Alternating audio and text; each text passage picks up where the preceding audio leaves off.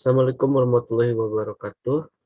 Pada kali ini saya akan menjelaskan mengenai dua video pada tugas akuntansi manajemen, yaitu materi just in time dan total quality management.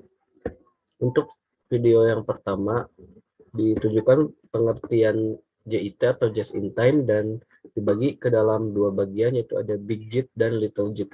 Big JIT ialah filosofi manajemen operasi yang berusaha untuk menghilangkan pemborosan pada semua aspek dari kegiatan-kegiatan produksi perusahaan. Sedangkan little JIT itu menekankan pada penjadwalan, persediaan, dan penyediaan barang maupun jasa di mana dan kapan dibutuhkan.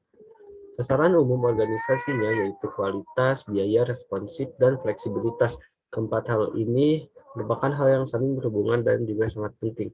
Lalu pentingnya mempelajari JIT menurut Voss pada tahun 1992 adalah memenangkan persaingan, lalu mampu mengatasi berbagai kesulitan organisasi atau perusahaan, dan yang ketiga dapat memperbaiki kualitas, produktivitas, dan pelayanan pada pelanggan. Lalu ada 8 kunci utama pada just in time, yaitu menghasilkan produk sesuai dengan jadwal yang didasarkan pada permintaan, memproduksi dalam jumlah kecil atau small lot size, lalu menghilangkan pemborosan, memperbaiki aliran produksi, menyempurnakan kualitas produk, orang-orang yang tanggap, menghilangkan ketidakpastian, dan penekanan pada pemeliharaan jangka panjang. Sedangkan manfaatnya sendiri yaitu persediaan berkurang, perbaikan mutu, yaitu membuat hanya produk yang sesuai dengan kebutuhan dan harapan pelanggan, pengurangan biaya, ada pengurangan ruang, pengurangan lead time, produktivitas, dan fleksibilitas itu lebih besar.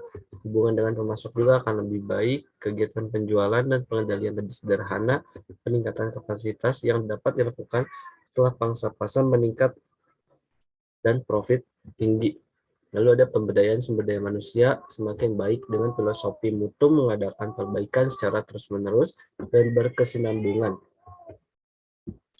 Pada video 2, manajemen kualitas atau total quality management itu merupakan suatu proses metode kuantitatif dan sumber daya manusia untuk memperbaiki dalam penyediaan bahan baku maupun pelayanan bagi organisasi.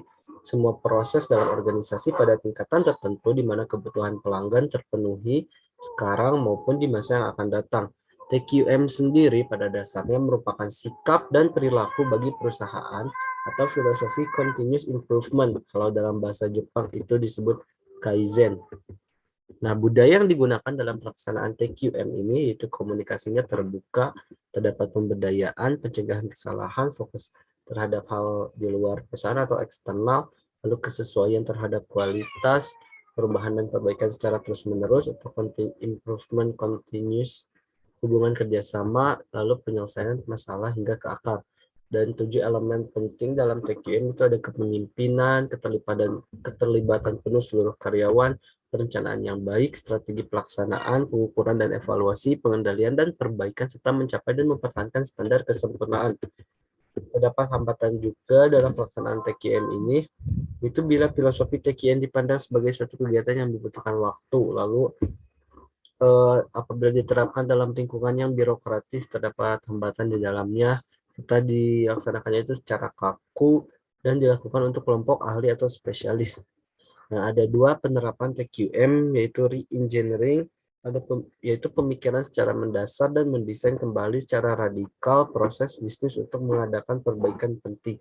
Dan yang kedua ada benchmarking, terdiri dari internal benchmarking, competitive benchmarking, fungsional benchmarking, dan generic benchmarking. Tujuannya sendiri itu untuk mengadakan perubahan dan perbaikan untuk mempertahankan atau mengadakan peningkatan jangka panjang untuk menyediakan keunggulan daya saing berkelanjutan.